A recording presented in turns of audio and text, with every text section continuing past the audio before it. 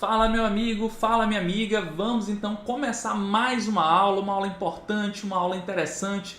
Vamos estudar processo decisório, né, ou processo de resolução de problemas. Aceite como sinônimo, né? É um assunto muito interessante, né? Muito cobrado pela Fundação Getúlio Vargas, que todo o nosso foco, toda a nossa aula é direcionada para a Fundação Getúlio Vargas. Então, para começar bem estudando esse assunto, a primeira coisa que você tem que saber é o que é o processo decisório, o que significa processo decisório.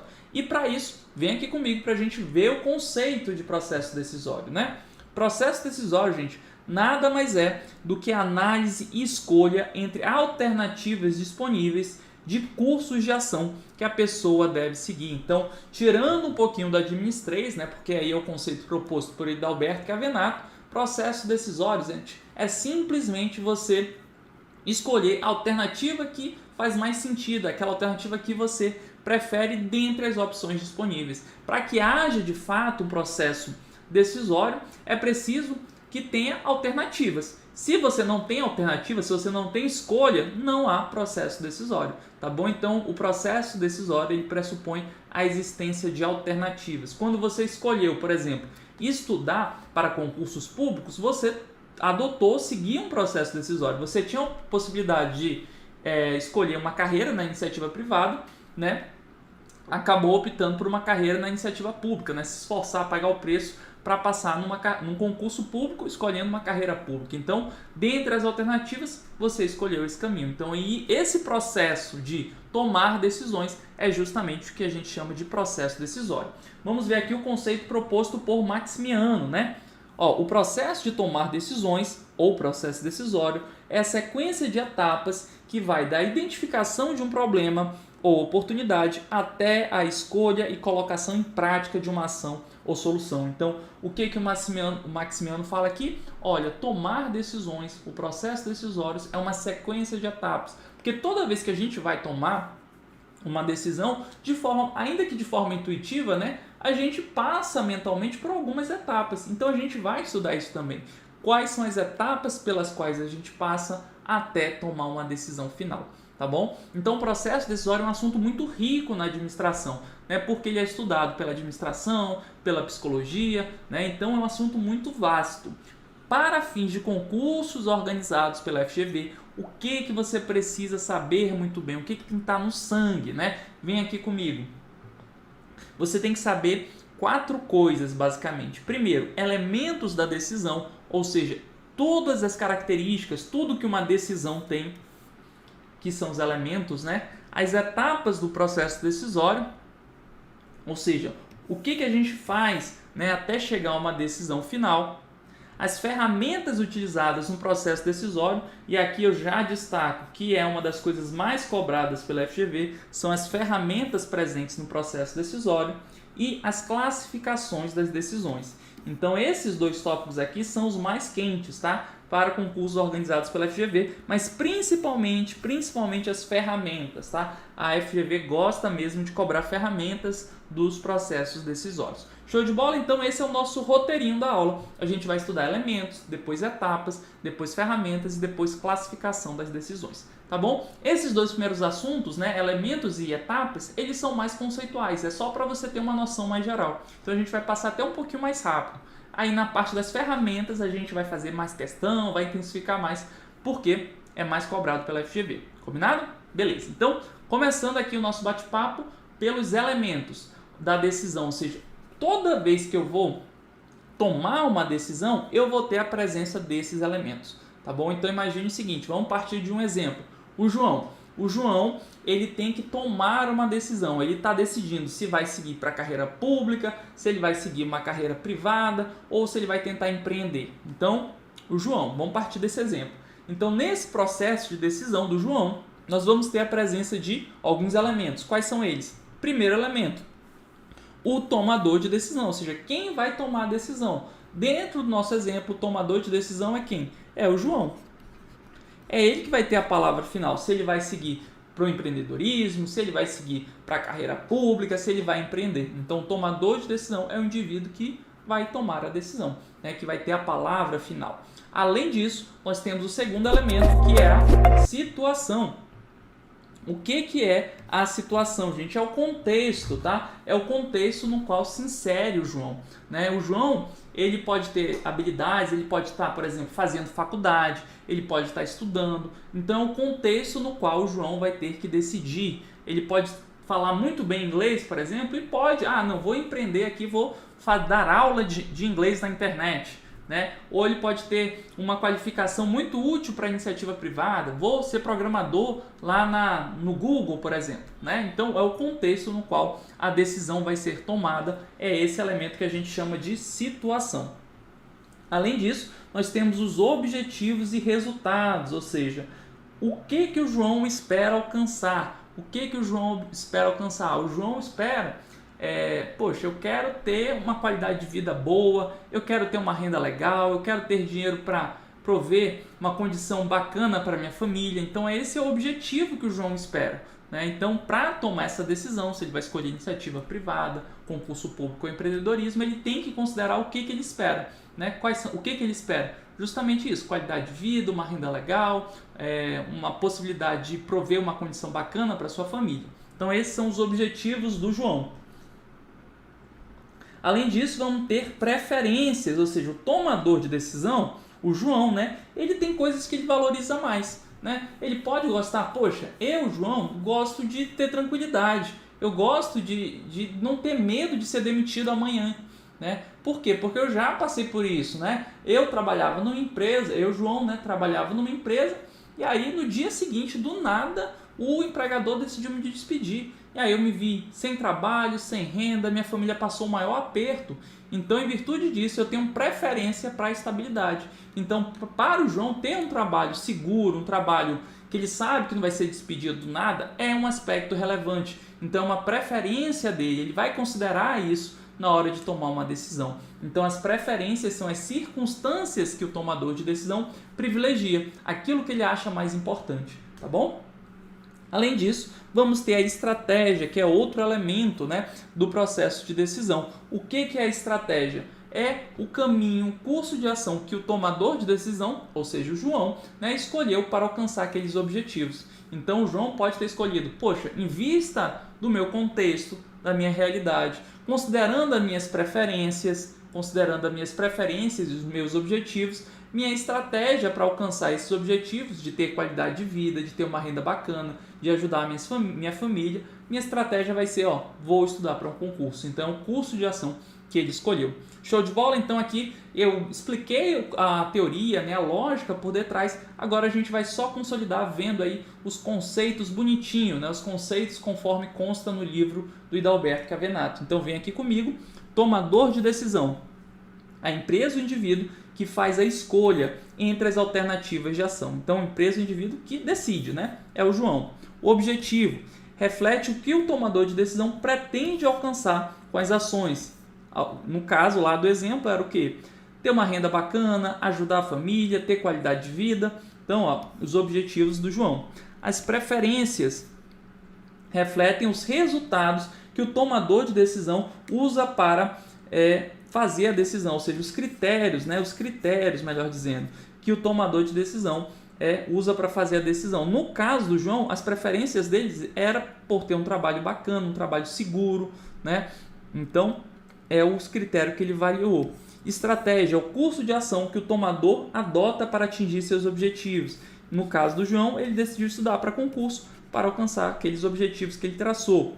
A situação, aspectos e circunstâncias que envolvem o tomador de decisão e afetam a decisão, ou seja, a circunstância do João, o contexto no qual ele está inserido.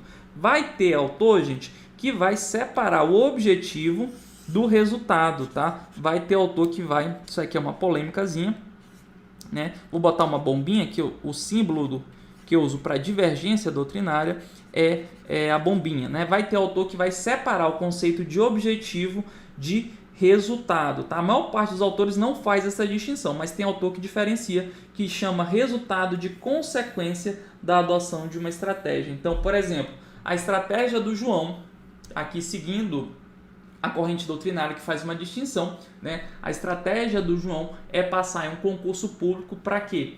para ter um trabalho bacana. O que seria o resultado? Uma vez que ele atingiu esse objetivo, né, de ter um trabalho bacana, a consequência seria aquelas grandes ambições do João, né? Ter qualidade de vida, conseguir ajudar os familiares. Então, para os autores que diferenciam esses dois conceitos, né, o objetivo seria passar no concurso.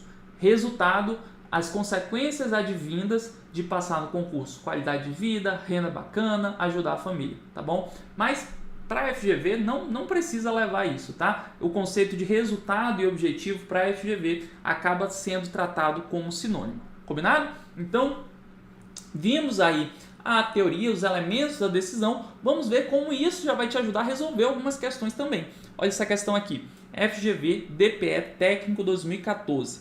As organizações nunca podem ser perfeitamente racionais, porque seus membros têm habilidades limitadas de processamento de decisões. Esse enfoque organizacional refere-se, gente, ele está falando do quê? Das habilidades de processar informações, as habilidades para tomar decisões. Isso se refere à estratégia? Não, estratégia é o caminho para você alcançar o objetivo. Isso se refere a accountability? Não. Accountability é o quê? É um conceito que a gente estuda lá em administração pública, tá? Accountability está associado ao dever de prestar contas. É um conceito que a gente estuda lá em administração pública, de que os gestores devem prestar contas para a sociedade. Não tem a ver com o conceito de dominação, né, que é a forma de você impor a sua vontade em outras pessoas. Não tem a ver com o conceito de governança, que também é um conceito que a gente estuda lá em administração pública. É a capacidade de implantar políticas públicas.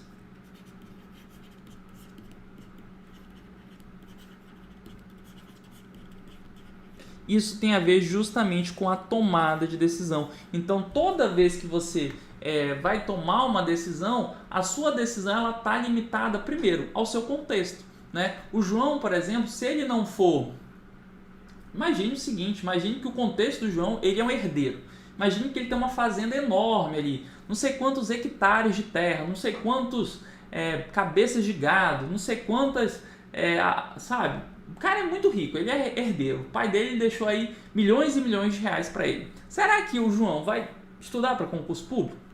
Se ele é um mega herdeiro multimilionário já? Dificilmente, né? Então o contexto dele vai influenciar o processo de decisão do João. Então, primeira coisa, né? O contexto influencia as decisões da pessoa. Segundo ponto, gente, essa ideia é muito interessante, que ele fala aqui, ó. Nós nunca somos perfeitamente racionais, porque nós temos habilidades limitadas. O que ele está defendendo aqui? Ele está defendendo o que a gente chama de racionalidade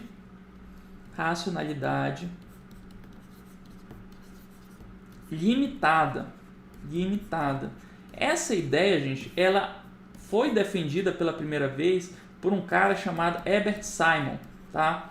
Isso aqui foi ganhador do Prêmio Nobel de Economia. O cara é o bambambam mesmo do processo decisório, né? A gente vai falar sobre ele mais pra frente, tá?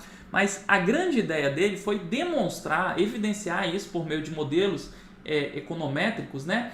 Que as decisões humanas, elas não são perfeitamente racionais. Então, toda vez que eu tomar uma decisão, toda vez que você tomar uma decisão, a gente nunca vai tomar a melhor decisão possível. É impossível tomar a melhor decisão de todas, a melhor decisão possível. Por quê? A nossa racionalidade, a nossa capacidade para tomar decisões é limitada. Nós temos uma racionalidade limitada. Como assim, Marcelo? Vamos imaginar o seguinte, vamos imaginar que eu e você, a gente decidiu, vamos investir nosso dinheiro, vamos comprar um imóvel. E se a gente tiver a ilusão de que vai comprar o melhor imóvel de todos os tempos, o melhor imóvel da história da face da Terra, vai ser simplesmente uma ilusão. Por quê? Porque o Simon já demonstrou que isso é impossível.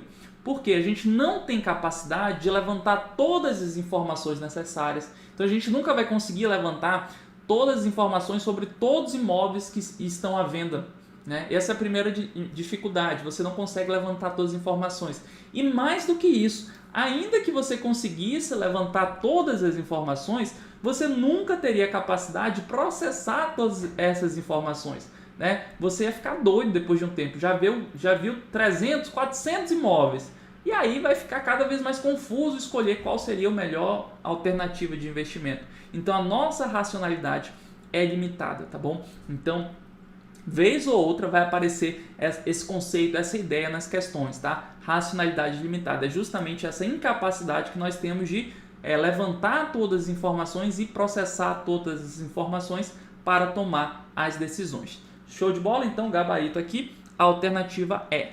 Vamos para mais uma? FGV DPE Técnico 2014. A tomada de decisão é um processo que engloba a identificação do problema, dos critérios, das técnicas utilizadas para elaborar, analisar e escolher alternativas, e ainda verificar a eficácia da decisão. A teoria da decisão no ambiente contemporâneo tem se caracterizado pelo aumento da incerteza e pela complexidade das técnicas de decisão.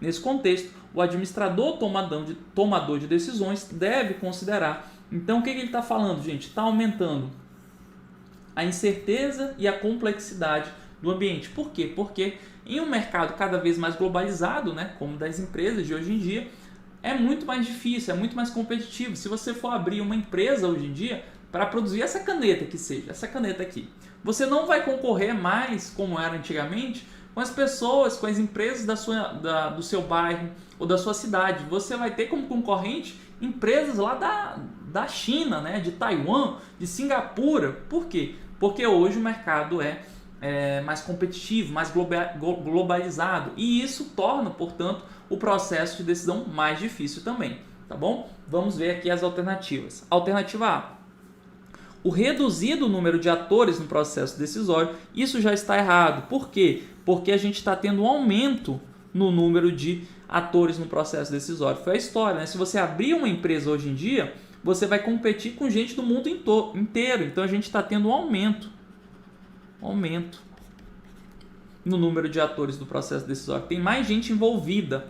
Então a alternativa A já está errada. Vamos ver a B: a existência de relações de poder que apoiam os atores envolvidos no processo decisório. Apoia nada, gente. Cada vez mais difícil tomar decisões. Por quê? Porque cada um, ou seja, cada pessoa que está envolvida na decisão, está cada um puxando para um lado, né? Então, os diferentes atores estão exercendo influência no contexto lá para dificultar a tomada de decisão. Então, eles não apoiam nada, não.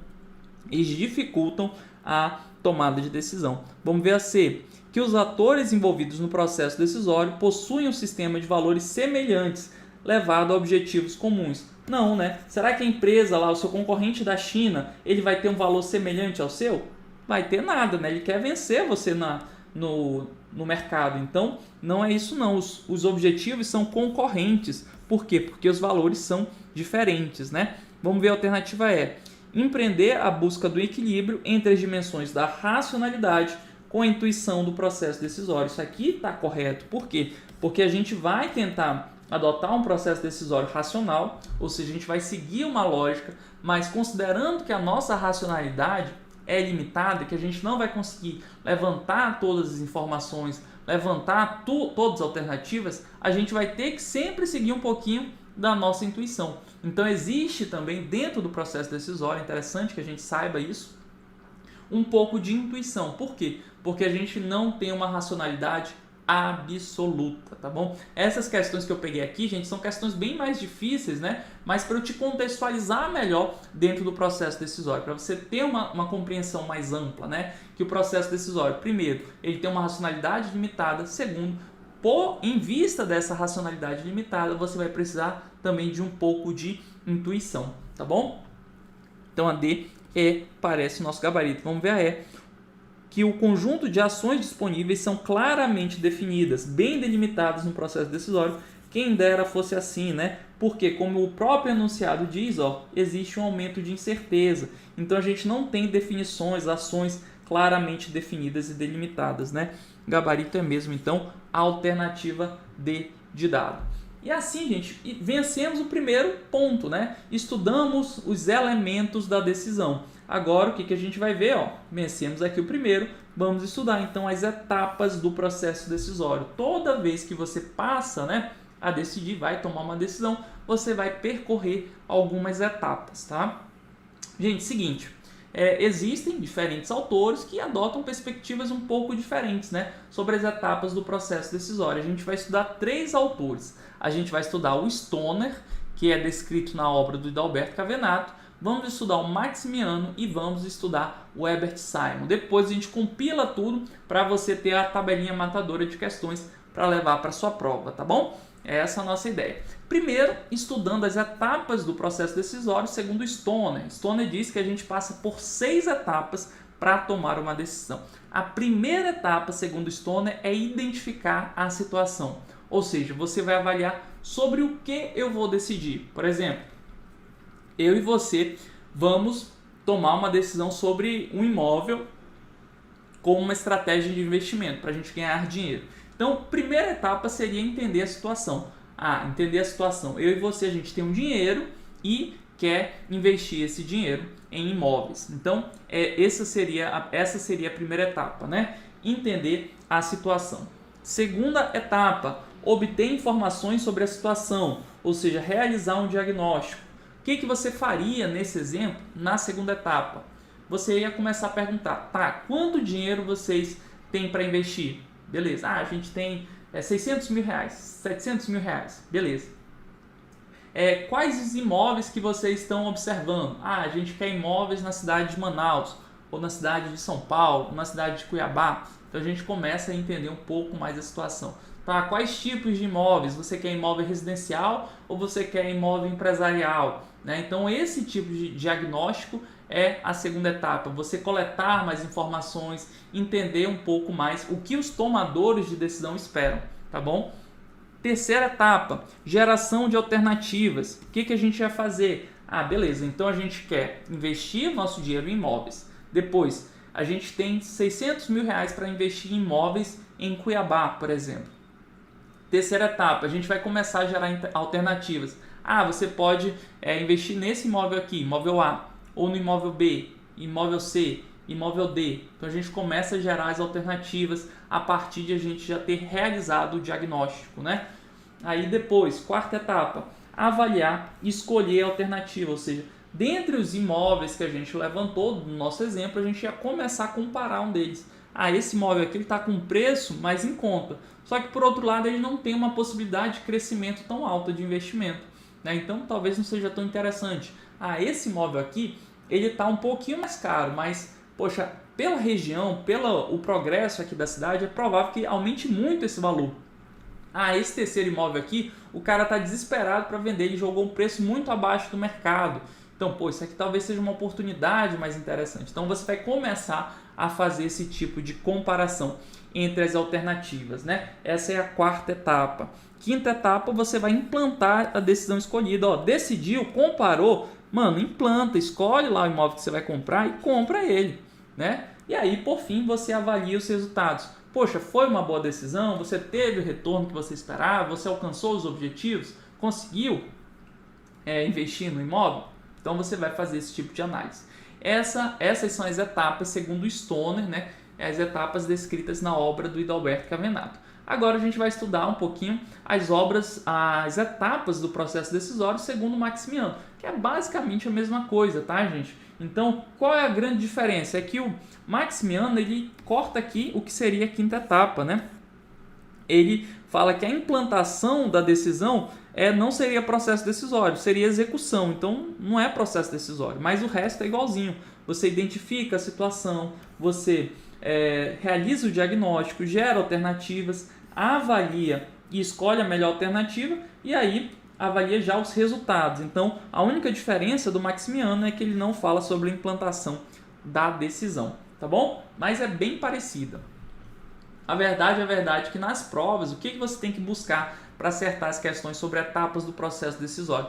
Observar se a alternativa está descrevendo uma sequência coerente, né? Uma sequência que fale, primeiro, se você está identificando uma situação, se você está levantando ali informações para tomar decisão, se está gerando alternativas, se está comparando as alternativas e aí avaliando os resultados dessas alternativas. Então, entendendo a lógica aí, entender a lógica é mais importante do que ficar decorando as etapas exatamente, tá bom? E aí, por fim, a terceira classificação, que é justamente lá do famosão Herbert Simon, né? O Herbert Simon ele dá uma sintetizada. Ele diz que o processo decisório são 3 etapas. Por quê? O Herbert Simon ele nem se preocupa com o que acontece depois da decisão, ou seja, com os resultados da decisão ou com a implantação da decisão. Ele só se preocupa com o começo, quais são as etapas até tomar a decisão efetiva, né? Então, o Herbert Simon ele diz que são 3 etapas: intelecção ou prospecção, que é basicamente a ideia do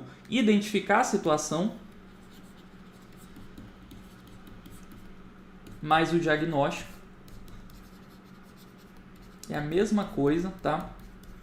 O Herbert Simon chama esse processo de intelecção ou prospecção. Você entende a situação, faz um diagnóstico do que precisa. A segunda etapa, a que ele chama de concepção e desenho. O que é a etapa de concepção e desenho? É justamente você gerar alternativas. E aí, por fim, a decisão efetiva. O que é a decisão efetiva? É você escolher a melhor alternativa. Então, vou botar aqui, escolher a alternativa.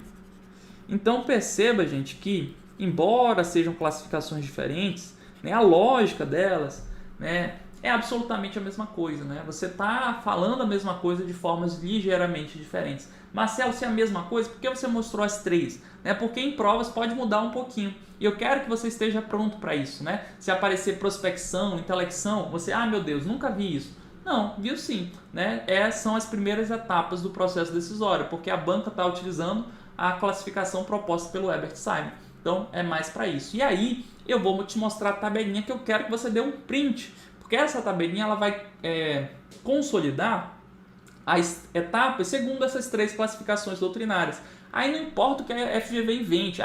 Cobrou ali segundo Maximiano, cobrou segundo o Stoner, cobrou segundo Simon. Você vai saber, tá bom? Você vai saber. Então aqui, momento do print, tira aí, tabelinha Stoner, Maximiano, Herbert Simon. Né? Você sabendo a classificação do Stoner, você fica bem, porque acaba que é mais fácil deduzir as outras. Né? Stoner tem a classificação mais completinha, né? Que são as 6 etapas. A diferença para o Maximiano é que o Maximiano não fala em implantação da decisão. E o Herbert Simon ele faz o agrupamento, né, de 2 das etapas, de identificar a situação e diagnóstico. Ele chama isso de intelecção ou prospecção. E aí, geração de alternativas ele chama de concepção. E aí, a escolha da alternativa ele chama simplesmente de decisão. Show de bola?